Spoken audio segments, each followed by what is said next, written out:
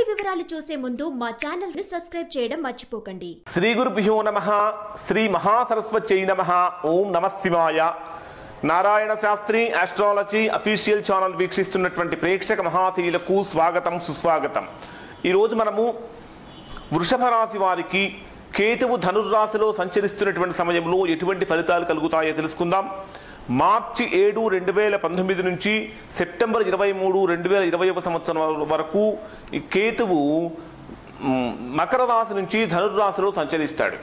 ఈ ధనుర్రాశిలో సంచరిస్తున్నటువంటి సమయంలో వృషభ రాశి వారికి ఎటువంటి ఫలితాలు ఇస్తాడు, ఎటువంటివి ఇబ్బందులు కలిగిస్తాడో తెలుసుకుందాం. ఈ వీడియో చూడటానికంటే ముందు ఇప్పటి వరకు మా ఛానల్ చూస్తూ సబ్స్క్రైబ్ చేసుకొని వారు లేదా మొదటిసారిగా చూస్తున్న వారు వెంటనే మా ఛానల్ సబ్స్క్రైబ్ చేసుకోండి. సబ్స్క్రైబ్ చేసిన వెంటనే బెల్ సింబల్ కనిపిస్తుంది, బెల్ సింబల్ కూడా టచ్ చేయండి. వృషభ రాశి వారిని తీసుకుంటే వృషభ రాశికి కేతుగ్రహ సంచారం ధనుర్రాశిలో అంటే అష్టమ స్థానంలో జరుగుతున్నది. వాస్తవంగా చూసినట్లయితే జ్యోతిష శాస్త్రంలో 8వ స్థానం అనేటటువంటిది కొద్దిగా ఇబ్బందికరమైనటువంటి స్థానం. అష్టమ స్థానంలో ఉండేటటువంటి గ్రహాలు ఏవి కూడా సంపూర్ణమైనటువంటి శుభ ఫలితాన్ని ఇవ్వవు. అష్టమ స్థానంలో ఉండేటటువంటి గ్రహాలు కొద్దిగా ఆరోగ్యపరంగా కూడా ఇబ్బంది పెడుతూ ఉంటాయి. ఎప్పుడైతే ఈ వృషభ రాశి వారికి కేతువు అష్టమ స్థానంలోకి సంచారం ప్రారంభమైందో అష్టమ స్థానంలో ఈ కేతుగ్రహ సంచారం కారణం చేత స్వల్పమైనటువంటి అనారోగ్య సమస్యలు అనేటటువంటివి తరచుగా వస్తూ ఉంటాయి. ముఖ్యంగా ఎప్పుడైతే ఈ కేతువు కుజుడితో సంబంధాన్ని కలిగి ఉంటాడో అంటే కుజకేతువుల యొక్క వీక్షణం కలిగిన అంటే కుజుడు యొక్క వీక్షణం కేతువు మీద పడినా లేదా కుజకేతువులు కలిసినటువంటి సందర్భంలో ఈ అనారోగ్య తీవ్రత అనేటటువంటిది కొద్దిగా ఎక్కువగా ఉండటానికి కూడా అవకాశం ఉంటుంది. ఇంకా దానితో పాటు ఎప్పుడైతే ఈ కుజుడితో పాటు చంద్రుడు కూడా ఈ కేతువును కనుక కలిసినట్లయితే ఆ సమయంలో కూడా వీరికి స్వల్పమైనటువంటి అనారోగ్యం అనేటటువంటిది ఎక్కువగా కనిపిస్తూ ఉంటుంది. అష్టమ స్థానంలో కేతుగ్రహ సంచారం వలన ఆకస్మికమైనటువంటి ధన నష్టం కూడా సంభవించే అవకాశాలు ఎక్కువగా ఉంటాయి. దానితో పాటు ఆర్థికంగా కొద్దిగా ఇబ్బంది కలిగే అవకాశాలు కూడా ఎక్కువగా ఉంటాయి. ఆర్థిక లావాదేవీలలో మీరు ఎంతగా ప్రయత్నిస్తున్నప్పటికీ కూడా అవి ముందుకు పోక బాగా తలనొప్పి కలిగించే అవకాశాలు కూడా ఎక్కువగా కనిపిస్తుంటాయి వృషభ రాశి వారికి. దానితో పాటు గతంలో ఏవైతే రుణాలు చేసి ఉన్నారో ఆ రుణాల కారణం చేత అష్టమ స్థానంలో వృషభ రాశి వారికి శని కేతువుల యొక్క సంచారం జరుగుతున్నది. అష్టమంలో శని, అష్టమంలో కేతువు. అష్టమంలో ఉండేటటువంటి గ్రహాలు ఏవి మరి కూడా మంచి ఫలితాలు ఇవ్వో మా వాళ్ళు చెప్పుకొని ఉన్నాం. కనుక ఈ అష్టమ స్థానంలో శని కేతువుల యొక్క సంయోగం కారణం చేత వృషభ రాశి వారికి కొద్దిగా ఆర్థికంగా జాగ్రత్తగా ఉండవలసినటువంటి కాలం. ఒక్క మాటలో చెప్పాలంటే వృషభ రాశి వారికి కేతుగ్రహ సంచారం జరుగుతున్నంత కాలము కూడా పరీక్షా కాలం అన్నట్టుగా ఉంటుంది. ఎందుకంటే ఏ పని చేసినప్పటికీ కూడా అనుకూలంగా కాకుండా ప్రతికూలంగా ఉన్నదా అన్నట్టుగా అనిపిస్తూ ఉంటుంది. దానితో పాటు అంతర్గత శత్రువులు కూడా పెరిగిపోతూ ఉంటారు. ఏ పని చేసినా సరే ఆ పనిలో మంచి చూసే వాళ్ళకన్నా కూడా చెడు చూసే వాళ్ళే ఎక్కువగా ఉంటారు. అంటే మనము ఏ దృష్టితో అయితే చూస్తామో మనకు ఆ దృష్టితో అందరూ కనిపిస్తూ ఉంటారు. యద్భావం తద్భవతి అంటారు. అంటే మీరు మంచి చేసినప్పటికీ కూడా దాంట్లో చెడును వెతికేటటువంటి వారు ఎక్కువగా కనిపిస్తూ ఉంటారు. ఆ కారణం చేత కొద్దిగా ఇబ్బందులు కూడా వీరికి కలుగుతూ ఉంటాయి.